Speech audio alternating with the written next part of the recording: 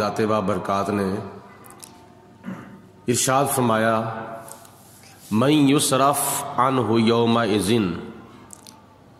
قیامت کے دن جس سے عذاب پھیر دیا گیا، فقد رحمہ، تو تحقیق اللہ تعالی نے اس کے اوپر رحم فرمایا، وذالک الفوز المبین، اور یہ قیامت کے دن روشن اور واضح کامیابی ہوگی۔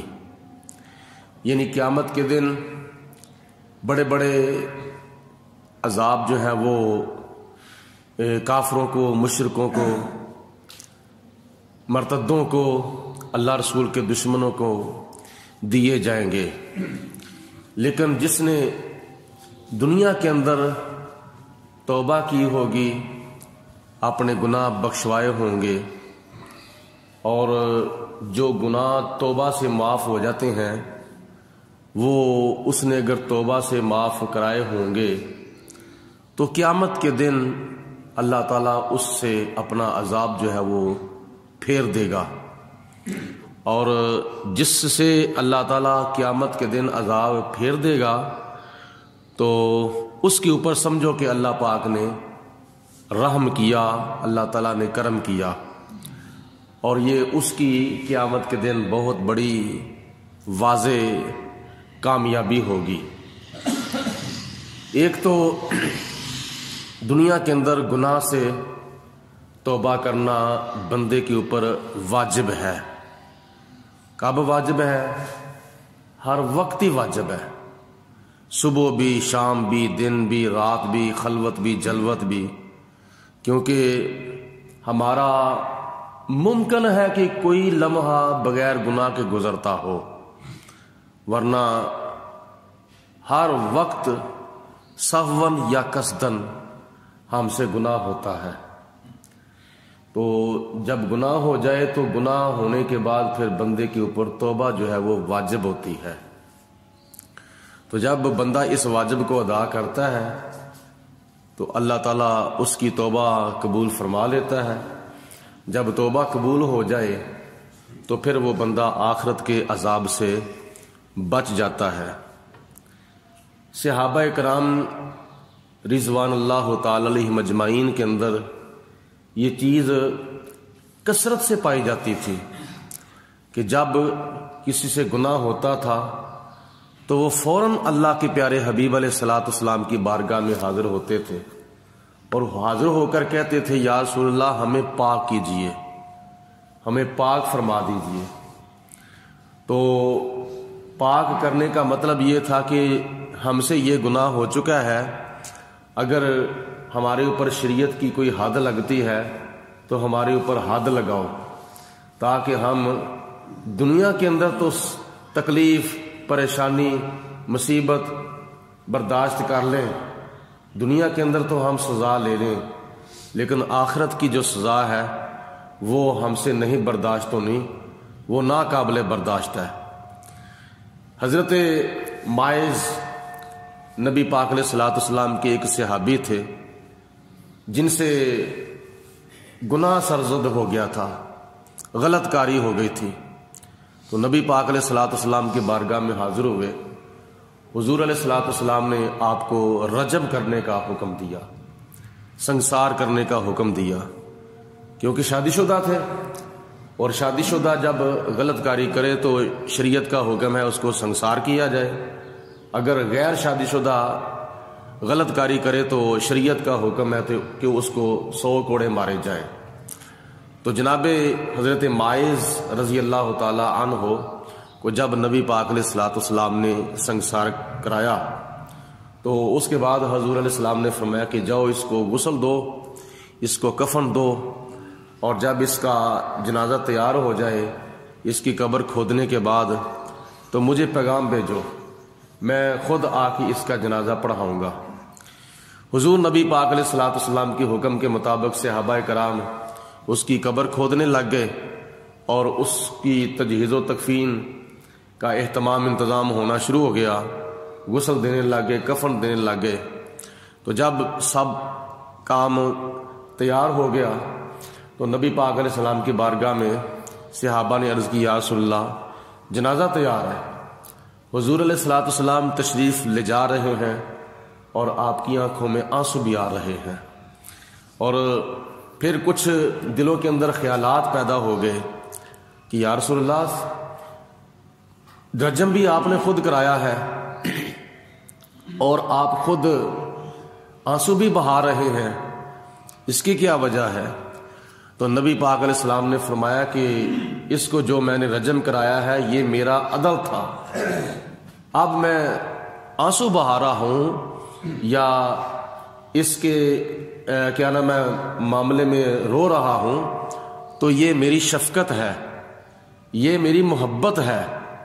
اگر میں اس کی وجہ سے آنسو بہا رہا ہوں تو یہ میری محبت ہے. تو یاد رکھو حضرت ماعز رضی اللہ تعالی عنہ نے ایسی توبہ کی ہے، ایسی سچی توبہ کی ہے کہ اگر اس کی توبہ کو دنیا کے تمام گناہ گاروں کے اوپر ڈال دیا جائے تو اللہ تعالیٰ سب کی بخشش فرما دے. یعنی روح پرواز ہونے سے پہلے پہلے آپ نے اتنی توبہ کی ہے، اس قدر توبہ کی ہے، اس قدر توبہ کی ہے کہ بہت بڑی توبہ کی ہے. اور اس کی توبہ کو اگر دنیا کے تمام گناہ گاروں پر تقسیم کر دیا جائے تو خدا تعالیٰ سب کی بخشش فرما دے. تو یہ اللہ پاک موقع دے دیتا ہے کہ روح پرواز ہونے سے پہلے پہلے کیا نام ہے توبہ کر لی جائے. اسی طرح خودکشی کرنے والے کا جنازہ نبی پاک علیہ السلام نے اگرچہ نہیں پڑھا لیکن آپ نے پڑھنے کا حکم دیا ہے اور پڑھنے سے منع نہیں فرمایا. ناراضگی کے طور پر نبی پاک علیہ الصلوۃ والسلام نے اس کا جنازہ نہیں پڑھا، اگر نہیں پڑھا تو ناراضگی کی وجہ سے نہیں پڑھا. لیکن صحابہ کرام کو نبی پاک علیہ السلام نے فرمایا سلو، جاؤ تم پڑھ لو، پڑھنے سے منع بھی نہیں فرمایا.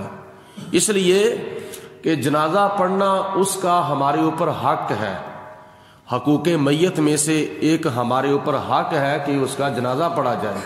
آگے بخشا جائے نہ بخشا جائے وہ خدا اور اس کا معاملہ ہے، وہ اللہ تعالیٰ اس کے ساتھ جو بہتر ہوتا ہے وہ سلوک پھر فرمائے گا قیامت کے دن. اور جو جنازہ پڑھنے کا حکم دیا ہے نا وہ اس لیے دیا ہے کہ ممکن ہے کہ اس نے اپنی روح پرواز ہونے سے پہلے پہلے توبہ کر لی ہو، اللہ تعالیٰ کی بارگاہ میں معافی مانگ لی ہو. تو جب اس نے معافی مانگ لی ہے، توبہ کر لیا تو پھر خدا تعالیٰ توبہ قبول کرنے والا ہے. اور یہ کوئی کفر تو نہیں، شرک تو نہیں جو خدا نہیں معاف فرمائے گا، بلکہ یہ حرام عمل ہے.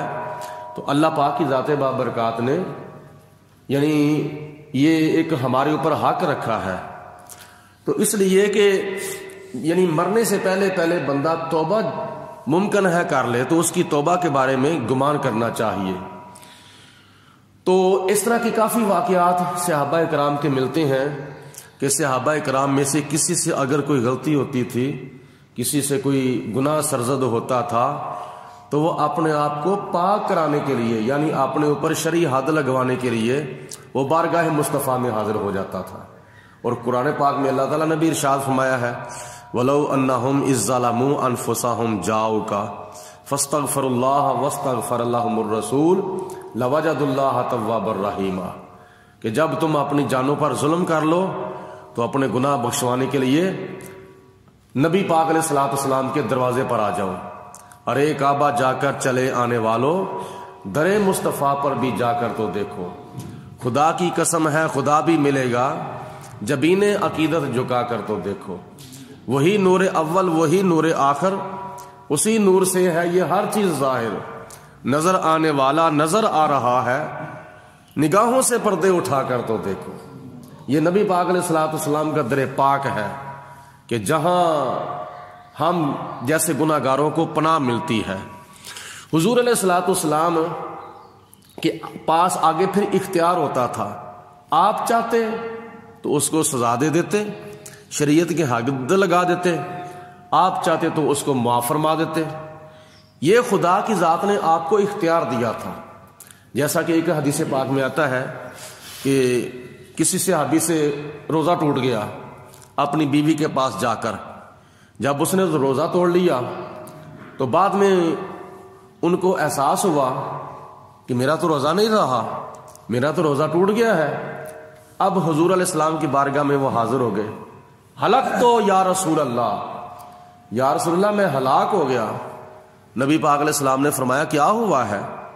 عرض کی یا رسول اللہ روزے کی حالت میں اپنی بیوی کے پاس چلا گیا ہوں تو میرا روزہ ٹوٹ گیا ہے، اب میرے لیے کیا حکم ہے؟ تو حدیث پاک میں آتا ہے نبی پاک علیہ السلام نے ارشاد فرمایا کہ جاؤ جا کے غلام آزاد کرو، جب تم غلام آزاد کرو گے تمہارے ٹوٹے ہوئے روزے کا کفارہ جو ہے وہ ادا ہو جائے گا۔ اسے ابھی ہاتھ باندھ کے عرض کرتے ہیں یا رسول اللہ میں اتنی حیثیت کا مالک نہیں ہوں، میرے پاس اتنے پیسے نہیں کہ میں غلام کو خریدوں اور خرید کر آزاد کروں، تو یا رسول اللہ میں ایسا کام نہیں کر سکتا۔ تو نبی پاک علیہ السلام نے فرمایا کہ جاؤ پھر 60 روزے مسلسل رکھو، لگاتار 60 روزے رکھو، تمہارے توڑے ہوئے روزے کا کفارہ ادا ہوگا۔ تو صحابی عرض کرتے ہیں یا رسول اللہ مجھ سے تو ایک توڑ نہیں چڑھا، تو 60 روزے میں مسلسل کیسے رکھ سکتا ہوں؟ مجھ سے یہ بھی کام بھی نہیں ہو سکتا کہ میں 60 روزے لگاتار رکھوں، ایک بھی ناگا بیچ میں نہ ہو۔ تو حضور علیہ الصلوۃ والسلام نے پھر تیسرا آپشن یہ دیا کہ جاؤ 60 مسکینوں کو کھانا کھلاؤ۔ ہمارے تمہارے لیے حکم یہاں تک ہی ہے، ہمارے لیے تمہارے لیے جو حکم ہے نا روزہ توڑنے کا کفارے کا وہ یہاں تک ہی ہے۔ قیامت تک کے لیے مسلمانوں کو یہ 3 آپشن ہے، یا غلام آزاد کریں، یا 60 روزے مسلسل رکھیں، یا 60 مسکینوں کو کھانا کھلائیں، بس اس کے علاوہ ہمارے تمہارے پاس اور کوئی آپشن نہیں ہے۔ لیکن وہ صحابی پھر نبی پاک علیہ السلام کی بارگاہ میں عرض کرتے ہیں یا رسول اللہ مجھ سے 60 مسکینوں کو کھانا بھی نہیں کھلایا جائے گا، میں بہت غریب ہوں۔